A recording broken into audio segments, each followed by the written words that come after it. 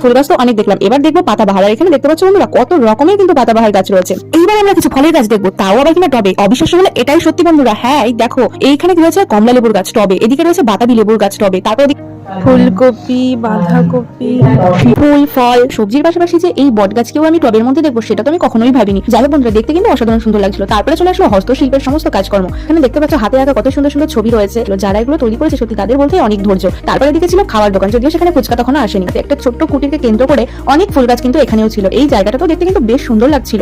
তারপর দেখো এই সাইডে রয়েছে বইয়ের দোকান, এবার এদিকে ছিল হাতে আঁকা কিছু ছবি। আর এখানে এসে কিন্তু আমি অবাক হয়ে গেছিলাম যে সত্যি এগুলো হাতে আঁকা। মেলার মধ্যে যে জিনিসটা সব থেকে বেশি আমার মন প্রাণ কেড়ে নিয়েছিল সেটা হচ্ছে এই পেন্টিং গুলো। ফুলের মধ্যে এত সুন্দর যে পেন্টিং করা যায় সেটা সত্যি না দেখলে বিশ্বাসই করতাম না। আরে বাস, মেলার মধ্যে এবার স্কুটারও বিক্রি হচ্ছে। তারপর ভালো করে খেয়াল করে দেখলাম যে না, এখানে কিস্তিতে স্কুটার কেনার ব্যবস্থা রয়েছে। সেটা এখানে ছিল মেয়েদের ভালো লাগার কিছু জিনিস। হ্যাঁ বন্ধুরা, তাই তো আমারও কিছু জিনিস পছন্দ হয়ে গেল আর আমি সেগুলোকে কিনে নিলাম। তো মেলায় ঘোরাফেরা কমপ্লিট করে ফুচকা খেয়ে আমরা রওনা দিলাম বাড়ি যাওয়ার উদ্দেশ্যে।